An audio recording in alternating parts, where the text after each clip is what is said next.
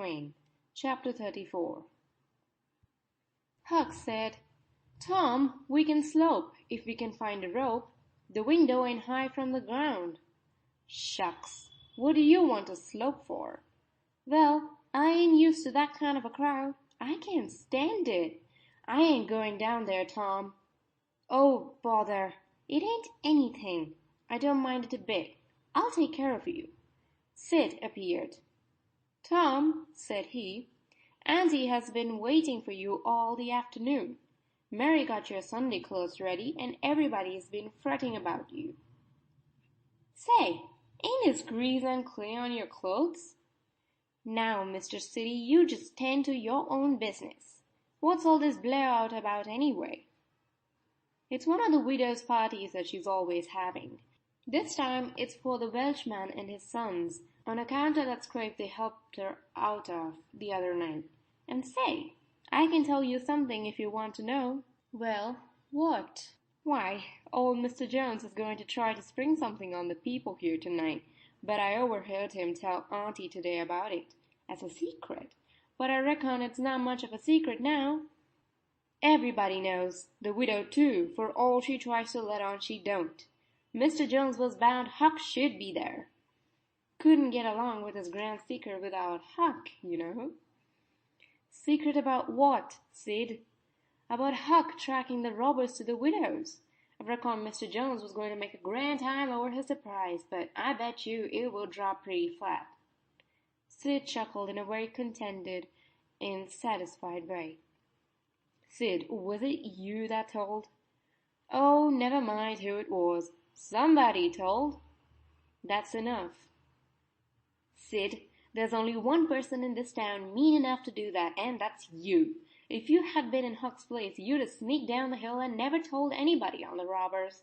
You can't do any but mean things, and you can't bear to see anybody praised for doing good ones. There, no thanks, as the widow says," and Tom cuffed Sid's ears and helped him to the door with several kicks. "Now go and tell Auntie if you dare, and tomorrow you'll catch it." Some minutes later, the widow's guests were at the supper table, and a dozen children were propped up at little side tables in the same room, after the fashion of that country and that day. At the proper time, Mr. Jones made his little speech, in which he thanked the widow for the honor she was doing himself and his sons, but said that there was another person whose modesty, and so forth and so on. He sprung his secret about Huck's share in the adventure in the finest dramatic manner he was master of. But the surprised occasion was largely counterfeit, and not as clamorous and effusive as it might have been under happier circumstances. However, the widow made a pretty fair show of astonishment, and heaped so many compliments and so much gratitude upon Huck that he almost forgot the nearly intolerable discomfort of his new clothes in the entirely intolerable discomfort of being set up as a target for everybody's gaze and everybody's laudations. The widow said she meant to give Huck a home under her roof and have him educated, and that when she could spare the money, she would start him in business in a modest way. Tom's chance was come, he said. Huck don't need it. Huck's rich. Nothing but a heavy strain upon the good manners of the company kept back the due and proper complimentary laugh at this pleasant joke. But the silence was a little awkward. Tom broke it. "Huck's got money. Maybe you don't believe it, but he's got lots of it.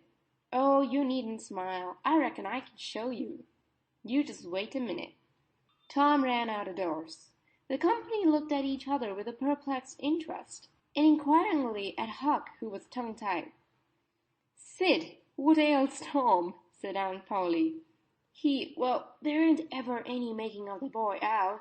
I never—" Tom entered, struggling with the weight of his sacks, and Aunt Polly did not finish her sentence.